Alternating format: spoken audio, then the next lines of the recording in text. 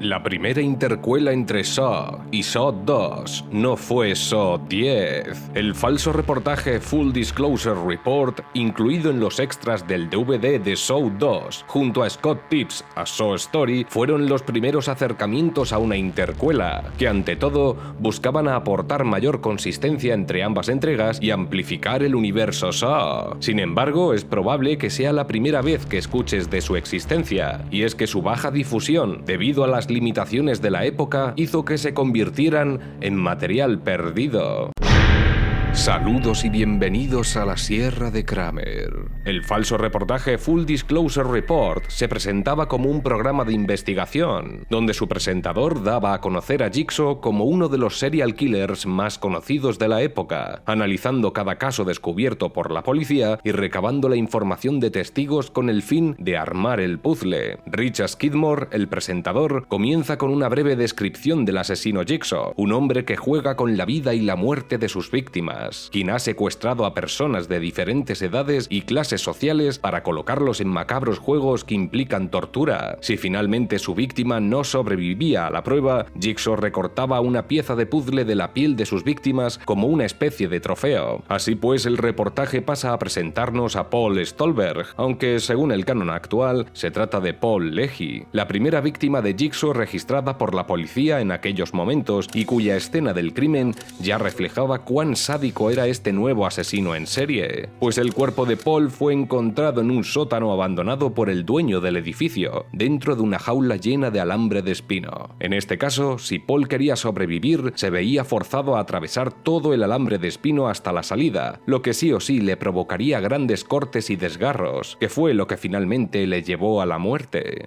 En este momento, el presentador confirma que pese a que toda la investigación sobre el asesino Jigsaw está bajo secreto policial, el programa ha conseguido, gracias a una fuente anónima, acceder al contenido de una cinta de audio que dejó Jigsaw a su víctima. Hello, Paul.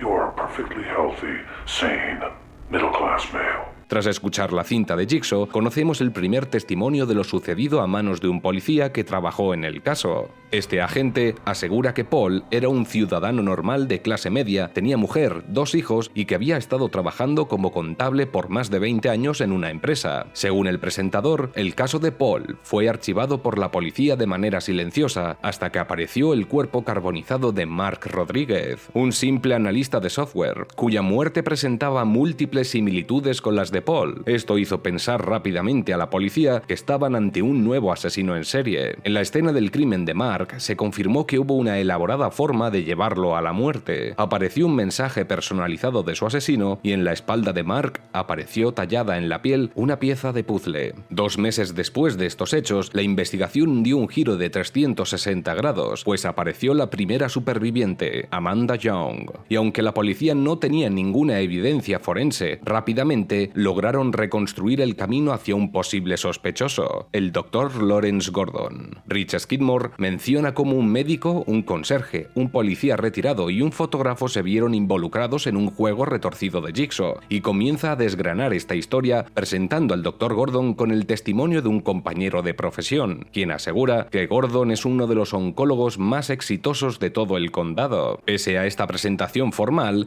Skidmore asegura que Gordon tenía secretos que llevaron a una invasión en su propia casa que involucraba el secuestro de su mujer e hija de 8 años. Para ello, el presentador muestra la grabación de una llamada telefónica a emergencias de uno de los vecinos del Dr. Gordon. 911, what's your emergency? Oh God, you gotta help us. There's gunshots coming from the house. Sorry, ma'am, did you say gunshots? Yes, there's gunshots. Ma'am, I need to get the address, There's please. another one. They just... Okay, I need you to stay calm and I need to get the address, please.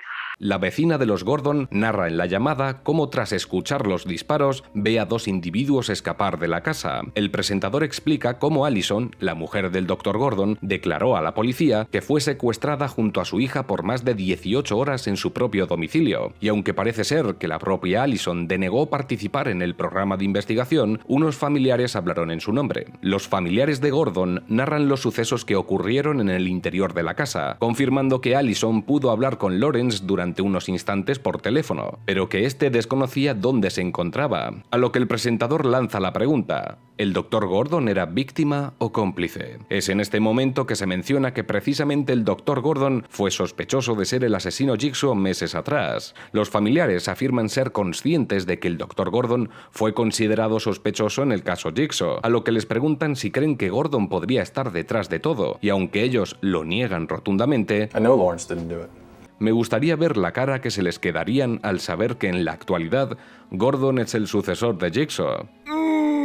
Rich también menciona que a pesar de que estas llamadas de teléfono entre Gordon y Allison no pudieron ser rastreadas, sí se pudo verificar la propiedad del teléfono del secuestrador, quien resultó ser Sepp Hindel, un conserje médico que trabajó con Gordon en el mismo hospital. A su vez, se identificó a David Tapp como una de las personas que salieron huyendo tras el tiroteo en la casa de los Gordon, un detective retirado obsesionado con Lawrence. Entonces el detective Ron Willis interviene con un testimonio, donde declara que cuando entraron al apartamento de Tapp, descubrieron que había seguido la investigación sobre Jigsaw por su cuenta, recordando a su vez que Tapp había sido forzado a una jubilación debido a las heridas sufridas tras el intento de atrapar a Jigsaw y la consiguiente muerte de su compañero el detective Singh. Un testimonio anónimo del departamento policial asegura que el Dr. Gordon fue liberado de cualquier sospecha, pero que el detective Tapp se obsesionó con él, creyendo que realmente era el asesino Jigsaw. Esta obsesión se tradujo en miles de notas, fotografías y documentos sobre el Dr. Gordon e incluso diarios llenos de especulaciones sobre por qué el Dr. Gordon era el auténtico asesino Jigsaw. De hecho, toda esta documentación de David Tapp llevó a los investigadores a encontrar otro sospechoso más, un fotógrafo independiente llamado Adam. En los emails del exdetective se encontró la evidencia de estar mandándose correspondencia con este fotógrafo, quien había contratado para hacerle un seguimiento fotográfico al doctor, aunque el detective Tapp usaría el nombre de Bob para no llamar la atención.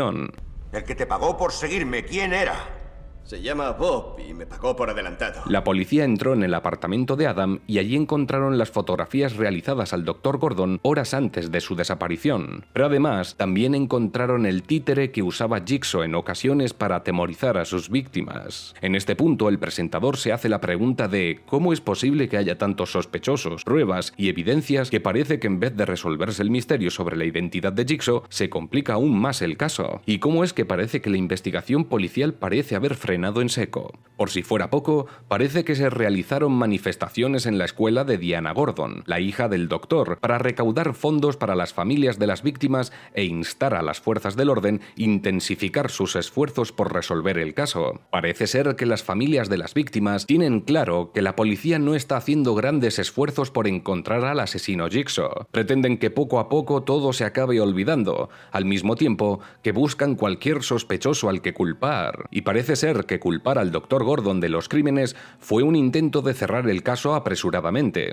Rich Skidmore apunta que está creciendo una fuerte desconfianza en el cuerpo policial, no solo por no tomarse en serio el caso Jigsaw, sino porque es conocido por todos que la policía está siendo perseguida por acusaciones de corrupción. Es aquí donde nos muestran un fragmento de los medios donde Eric Matthews, un veterano policía que trabaja en el mismo departamento de homicidios que investiga Jigsaw, está actualmente siendo investigado por brutalidad policial.